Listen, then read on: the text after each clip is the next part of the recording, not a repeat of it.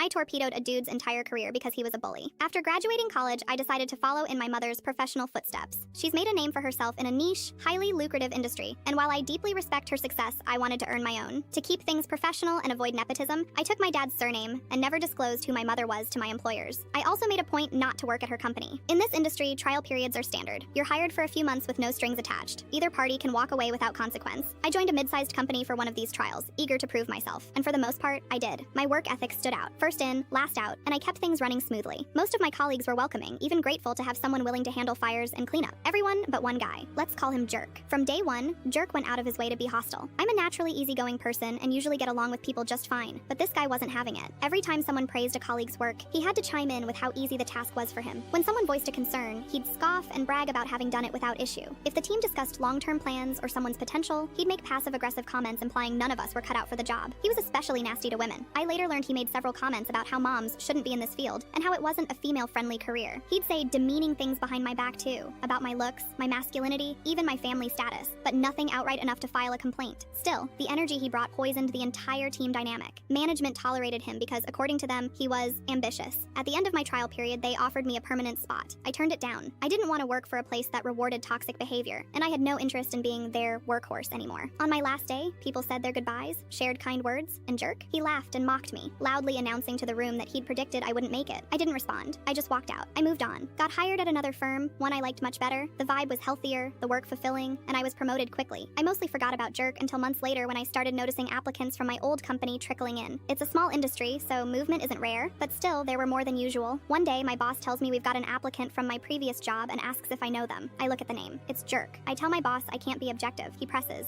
since I'm usually generous in my opinions. So, I level with him. I tell him about the bullying, the way Jerk demoralized team members, especially women, and how he soured the whole environment. My boss listens, thanks me for my honesty, and doesn't hire him. I think that's the end of it. Until dinner with my mom a week later. She casually asks if I knew someone named Jerk from my trial job. Turns out, he'd applied to her company too. I hadn't even mentioned his name to her, but she'd already heard of the behavior I described from when I vented after quitting that job. Once she knew it was him, his application went straight into the trash. A few more weeks pass, and we end up hiring a woman who left Jerk's company. She quickly figures out we have a connection, and over lunch one day, tells me the full story. After I left, Jerk got promoted, and that's when people really started leaving. His promotion drove out talent. Management started investigating. Why were so many good workers leaving after their trials? Why weren't strong applicants accepting permanent roles? It all led back to Jerk. They had to sit down with him, tried to coach him, but apparently he wasn't open to change. He got fired. That's when he applied to my firm and my mother's. When neither bit, he tried a couple more companies in the area, but word travels fast in a small field. Last I heard, he's no longer working in the industry at all.